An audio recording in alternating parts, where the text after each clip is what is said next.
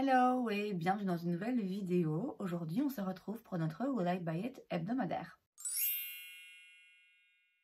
Comme chaque semaine, je me suis donc rendue sur différents comptes Instagram pour aller checker un petit peu les dernières nouveautés, sorties, annonces en termes de make-up, skincare, beauté de manière générale et je vous donne mon avis. On commence avec Trend Mood et la première chose que je vois ici c'est la Beyond Wear Setting and Refining Powder chez Burberry. Il s'agit donc d'une poudre pour venir faire tenir le make-up et matifier le teint qui peut également s'utiliser en poudre de finition. Elle coûte 48,50 $. Elle existe en 4 teintes, Fair, Medium, Medium Deep et Deep. Et en fait, à chaque fois, vous avez un carré blanc au centre et puis la teinte de la poudre. Alors, je ne sais pas s'il y a une de ces deux parties qui agit plus en termes de finition et l'autre plus pour venir matifier. J'en sais rien. Ça éveille forcément un petit peu la curiosité parce que c'est quelque chose de différent. À mon avis, c'est plus un gadget qu'autre chose. Ça coûte quand même presque 50 $. Burberry, je pense pas que ce soit une marque cruelty free. De toute façon, c'est pas le genre de marque qui me parle particulièrement parce que c'est vraiment des marques luxe qu'on achète pour acheter la marque, vous voyez. Et j'ai rien contre ça, hein, simplement... Bon, moi, du coup, ça m'intéresse un petit peu moins. Et même si c'est vrai qu'il y a cette petite curiosité de se dire, tiens, qu'est-ce que c'est que ce petit carré blanc? En quoi cette poudre est différente d'une autre? Je mets ma main au feu qu'elle n'est pas différente d'une autre. Elle n'est pas différente d'une poudre matifiante qu'on peut acheter pour 5 $ dans un drugstore. Ensuite, chez Fenty, on a un nouveau produit, c'est le Glitty Lid Shimmer Liquid Eyeliner. C'est donc un eyeliner liquide métallique. Vous en avez un argenté, un bleu et un mauve. Ça coûte 24 $. Donc, c'est quand même pas donné, je trouve, pour un produit que moi, en tout cas, je ne mettrais pas au quotidien. Alors, j'aime beaucoup des petits liners comme ça, métalliques, un petit peu brillants, des couleurs un petit peu fun, ça change, ça peut être sympa d'utiliser une fois de temps en temps, mais comme j'ai dit, moi, en tout cas, je l'utiliserai une fois de temps en temps, et c'est vrai que 24 $, bon, je trouve ça un petit peu cher. Après, bon, c'est pas forcément beaucoup plus cher que d'autres produits de la marque, hein, ça reste quand même dans leur gamme de prix, mais c'est vrai que de par le produit, moi, ça m'intéresse moins. Et puis les couleurs aussi, parce que même si je sais que c'est la tendance en ce moment, moi, le bleu, ça me va pas, j'aime pas ça. Et l'argenté, même si j'aime bien, c'est vrai que je trouve que le doré me va mieux. Donc, les couleurs sont sympas, elles sont dans la tendance, mais moi, du coup, elles m'intéressent pas. On a ensuite une nouvelle marque, il me semble qu'on l'avait déjà annoncé il y a un petit moment déjà, mais là, on en sait un petit peu plus. C'est la marque de Beauty Bible. C'est donc la marque de la youtubeuse Carly Bible, qui est sur YouTube depuis des années, hein, qui est une youtubeuse beauté depuis... bon, à mon avis, plus de 10 ans. Vous avez des highlighters qui coûtent 19 $. Vous avez des produits pour les lèvres, dont des rouges à lèvres liquide mat qui coûtent 20 $. Et vous avez une palette avec 18 teintes qui coûte 39 $. Je trouve qu'il y a un petit décalage dans les prix parce que, bon, 39 $ pour une palette avec 18 fards, je trouve que c'est quand même raisonnable. On a quand même de quoi faire. Par contre, 20 $ le rouge à lèvres liquide mat, c'est déjà un prix un petit peu plus élevé. Je trouve que ça ne correspond pas forcément. Alors la collection là, bon, certes, il y a un petit peu de tout parce que vous avez des produits pour les yeux, pour le teint et pour les lèvres. Bon, c'est rien d'extraordinairement différent de ce qu'on a l'habitude de voir. C'est une palette un petit peu neutre. Je suis pas particulièrement fan des packaging, ni des teintes, ni des produits. Là, il n'y a rien vraiment qui me saute aux yeux et qui me donne envie. Carly Bible, donc je l'ai dit, je la connais de nom, je ne l'ai jamais particulièrement suivie. Donc je peux pas vous dire si c'est si la collection est en accord vraiment avec le genre de make-up qu'elle fait. Mais ouais, moi non, ça me parle pas particulièrement. J'ai l'impression que ça commence à être un petit peu tard quand même pour ces, j'allais dire ces vieilles youtubeuses beauté, pas dans le sens qu'elle est vieille en âge, mais pour ces youtubeuses beauté vraiment de la première heure, je veux dire, j'ai l'impression que c'est presque un peu trop tard pour sortir leur collection maintenant. J'ai l'impression que c'est cette époque des youtubeuses beauté qui étaient un petit peu, qui monopolisaient la plateforme YouTube. L'époque est un peu révolue maintenant, donc je sais pas si elle a pas un petit peu loupé les coches. Après je vous dis, moi je la suis pas, je la connais pas plus que ça m'intéresse pas, donc voilà, cette collection, cette marque m'intéresse pas plus que ça non plus. Ensuite chez Art Eye, on a la collection pour les fêtes, on a donc de nouvelles palettes qui coûtent 43,90 $ chaque. J'ai l'impression qu'ils ont augmenté les prix. Et puis on a aussi un restock des 2 palettes qu'ils avaient sorties l'année dernière, qui étaient en édition limitée, et qu'ils ressortent donc ici également de nouveau, hein. Ils en ressortent un petit peu, mais après ça va disparaître, et c'est le même prix. Alors, quand j'ai vu cette collection, je me suis dit merde. Parce que j'en ai parlé dans un Get Ready With Me il n'y a pas très longtemps, j'envisageais la possibilité d'aller à New York et j'y vais. J'ai réservé mes billets d'avion, j'y serai dans moins d'un mois. Et du coup, c'est vrai que j'ai plus un rond à dépenser dans du make-up ce mois, c'est sûr et certain.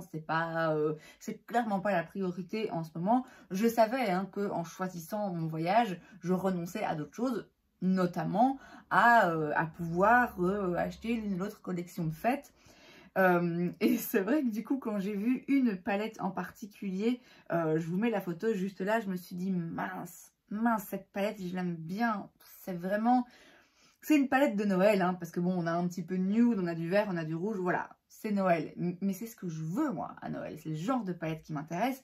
Ollens Eye c'est une marque que j'aime beaucoup, j'ai d'ailleurs leur palette, enfin la seule palette que j'ai de chez eux aujourd'hui sur mes yeux. J'aime vraiment beaucoup leur formulation, leurs harmonies de couleurs, ils ont des lumineux, je trouve qu'ils sont tellement beaux, des mats qui sont hyper intenses mais faciles à travailler, enfin pas facile à travailler, mais disons qu'ils sont intenses et pour autant ils s'estompent quand même facilement.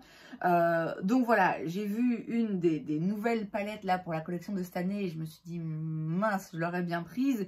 Et la palette des fêtes, enfin une de leurs palettes pour les fêtes, pareil, je vous mets une photo juste là, qu'ils avaient sorti l'année passée et qui était en édition limitée. De nouveau, très Noël, parce que vous avez du nude, du doré et puis un rouge, un vert. Moi, c'est tout ce qu'il me faut.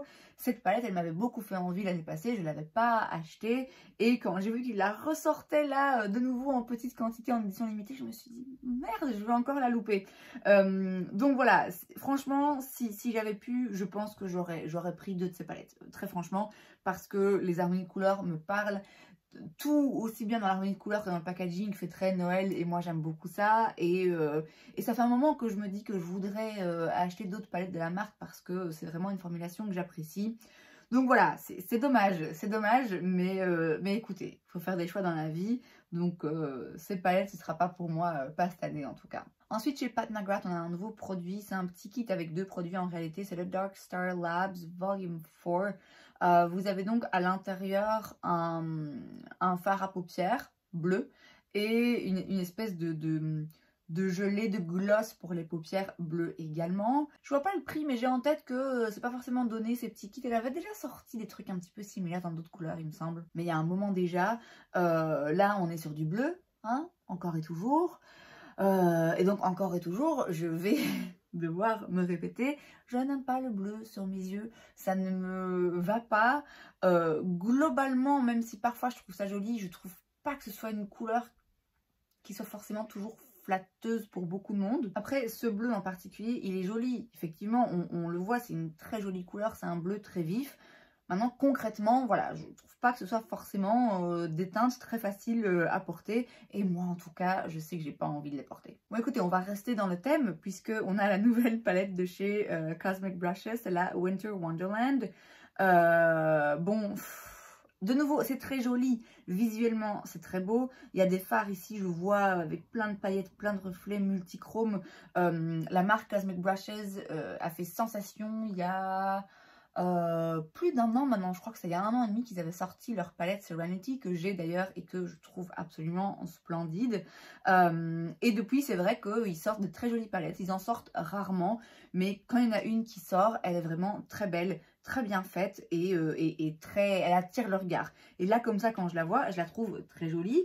Ça me donne envie effectivement de mettre mes doigts dans les fards, mais ça ne me donne pas envie de la porter puisque, encore une fois, c'est principalement des teintes bleues. Donc c'est très malin, c'est très dans le thème, c'est très dans la tendance, mais c'est une tendance qui, moi, ne me plaît pas. Donc voilà, autant à chaque fois qu'ils sortent une palette, je suis intriguée, j'ai à chaque fois envie de l'acheter parce que je sais que ça va être joli et que ça va être bien formulé. Autant là, pour le coup, celle-là, c'est sûr que je la prendrai jamais parce que je porte pas ce genre de couleur. Ensuite, chez Jouer, on a des petits kits pour les fêtes. On a d'abord le kit, les must-haves, qui coûte 68 $. Vous avez une poudre, un pinceau, un produit pour les lèvres et un petit blush en stick.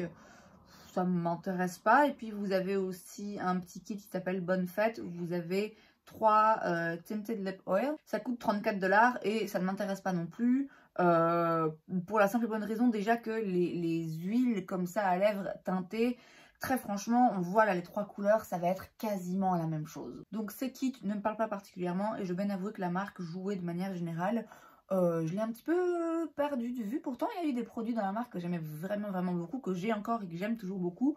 Mais ouais, je sais pas ce que la marque a sorti récemment, mais là, ces kits, en tout cas, non. Ils me rendent pas plus curieuse que ça par rapport à la marque. Ensuite, chez Kiss, on a des nouveaux fossiles, c'est les Empress Lashes. On a des nouveaux styles en fait. Et alors, c'est des petits clumps, donc c'est pas des bandes de fossiles, c'est juste des petits paquets de quelques fossiles. Et comme ça, on peut vraiment faire une bande custom et faire juste l'extérieur ou en mettre un petit peu moins ou un petit peu plus. Enfin voilà, on peut vraiment choisir ce qu'on fait et on a normalement un résultat qui peut être un petit peu plus naturel ou en tout cas plus adapté à la forme de vos yeux. Ici apparemment c'est des fossiles où il n'y a pas de glu nécessaire. Je suis sceptique. Je suis un peu curieuse. Les fossiles, j'en mets jamais parce que je sais pas vraiment en mettre. Enfin, je sais pas en mettre. Ça me stresse parce que une fois sur deux, je me loupe. Et du coup, j'en mets pas. Et comme j'en mets pas, je m'entraîne pas à en mettre. Et comme je m'entraîne pas à en mettre, bah, je m'améliore pas non plus. Après, c'est vrai que le fait que là, ce soit des petits fossiles, des petits clumps, et également qu'il n'y ait pas besoin de colle, bon, ma foi, c'est intriguant.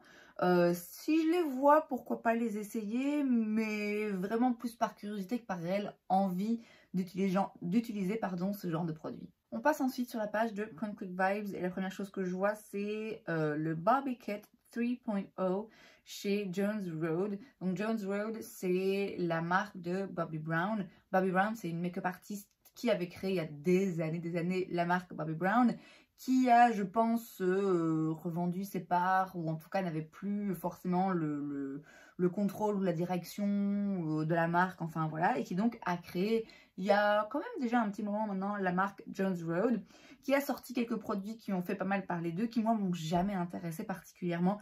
Il y a quand même des produits qui ont reçu des critiques vraiment pas joyeuses. Après, il y a aussi des produits qui sont très appréciés, mais c'est vraiment qui tout double, quoi. C'est vraiment une marque qui fait parler, mais qui divise. Et donc ici, il s'agit d'un petit kit pour 82 $. Vous avez 5 de leurs produits best-sellers. Ça, pour le coup, je trouve ça quand même intéressant parce que 82 $ pour 5 produits dans une marque qui est quand même un petit peu coûteuse, c'est pas mal, ça permet de découvrir la marque avec leurs produits qui apparemment sont les best-sellers, donc ils doivent être pas mal appréciés. Elle n'est pas disponible par ici, il me semble, la marque, ou en tout cas pas facilement, et pas d'après ce que je sais. Très franchement, même si c'était disponible, je suis pas particulièrement curieuse. C'est pas le genre de make-up, le genre de marque qui me parle particulièrement. Mais je sais que ça peut être intéressant pour certaines personnes et que au cas où vous êtes curieux, je pense que vraiment là on se fait pas voler en payant moins de 100 $, un petit kit avec 5 produits, vous avez un petit peu de tout là, donc si ça vous intéresse, je crois que c'est une bonne affaire. Moi en l'occurrence ça m'intéresse pas. Ensuite chez Clio, on a la Glitter Shower Palette. Vous avez donc 12 fards qui sont 12 fards brillants, pailletés. Il me semble que Clio c'est une marque asiatique. Il me semble en tout cas que c'est vendu sur Yes Style. Alors vous savez que j'aime beaucoup les paillettes. Cette palette là en l'occurrence, il y a beaucoup de roses. C'est pas... Oui, les paillettes ont pas l'air ouf. Je vous avoue, je suis pas... Bizarrement, je suis pas plus attirée que ça. Ensuite, chez L'Oréal, apparemment, on a un nouveau mascara. C'est le Voluminous Panorama Mascara. On a une brosse un petit peu en cône avec des petits pics en silicone. Ce genre de brosse a ses tendances. On en a vu pas mal ces derniers temps. Alors, ça promet du volume et aussi bien de la séparation dans les cils. L'Oréal n'est malheureusement plus une marque que j'achète. Si pas, bon, je l'aurais peut-être testé, et encore que je vous dis toujours, les mascaras, franchement, faut aller chez Essence, vous payerez quasi rien, parce que c'est vrai que dans les marques comme L'Oréal et Maybelline, c'est quand même pas donné, mine de rien, là il n'y a pas le prix, mais je trouve que c'est pas si bon marché que ça pour un mascara, et de nouveau c'est un peu qui tout double, quoi. Il y a vraiment des mascaras dans ces marques-là qui sont pas ouf, alors que chez Essence, on peut difficilement se louper, et même si on se loupe, on a perdu 5 balles, vous voyez. Donc voilà, peut-être que je l'aurais testé, mais je suis pas déçue de ne pas avoir l'opportunité d'acheter ce mascara. Ça m'intéresse pas plus que ça en vrai. Ensuite chez Dazik, qui est aussi, il me semble, une marque coréenne, non? Ou je confonds tout. Bref, chez Lazik, on a un nouveau produit, c'est le Melting Candy Balm, ça coûte 15 $, donc c'est raisonnable. C'est les espèces de gloss, mais sous forme de baume, où vous cliquez pour faire sortir le produit, qui ressemble à s'y méprendre au Maracuja Plum, je sais plus quoi là, de chez Tarte. Je suis pas sûre, mais il me semble que c'est eux qui ont commencé ce genre de produit, ou en tout cas, ils en ont un qui est très très populaire, et c'est vrai qu'on voit ce format, ce genre de produit de formulation dans ce genre de packaging de plus en plus maintenant. Est-ce que je suis un peu curieuse, parce que c'est vrai que ça a l'air très juicy, très joli? Oui. Est-ce que je vais sauter dessus là maintenant tout de suite? Non. Mais 15 $, je trouve que c'est pas bon marché, mais ça reste raisonnable. Ensuite, chez NYX, on a les Vivid Rich Eye Mechanical Pencil pour 8 $ chaque. Il me semble que c'est un peu moins cher que les autres, non? Ou je me trompe? Ils avaient déjà des crayons colorés, les Epic Wear. J'en ai pas de toutes les couleurs, mais presque. Et là, du coup, ils nous sortent des crayons, mais qui sont rétractables. Il y a des jolies couleurs ici, hein. Il y a notamment un vert, ici, la couleur de mon pull, mais je crois que j'en ai un, en vrai. Déjà, j'ai oublié que je l'avais, mais je l'ai. Bon voilà, c'est des crayons colorés, d'autres un petit peu plus nude, des bruns. Il me semble qu'il y a un noir aussi. Je ne sais pas s'ils sont tous un peu métalliques, mais il y en a quelques-uns en tout cas qui le sont. 8 $ pour un crayon, franchement, c'est vraiment pas du vol. Jusque maintenant, j'ai jamais été vraiment déçue des crayons comme ça de chez NYX. Est-ce que ceux-là sont forcément différents en termes de formulation et même de couleur de leurs autres crayons? Bon, j'en sais trop rien. Bon, il n'est pas dit que j'en teste pas un ou l'autre, mais bon, c'est rien non plus là d'hyper intéressant, d'hyper nouveau, quoi. Et enfin, on termine avec un nouveau lancement chez Etude, qui est encore une fois une marque, si pas coréenne, en tout cas asiatique. C'est la collection Pink Archive. Vous avez une encre pour les lèvres Velvet pour 12 $, un blush pour 13 $ et une petite palette avec 9 fards pour 22 $. De nouveau, c'est des prix quand même qui sont relativement abordables. Alors, c'est toujours très mignon. Après, moi, je peux pas dire que les packaging et l'esprit me parlent plus que ça. Le blush a une très jolie couleur, mais il est très clair. Donc, voilà, ça va clairement pas aller à tout le monde. La petite palette, bon, voilà, c'est des petits teints très nude, de nouveau très clairs.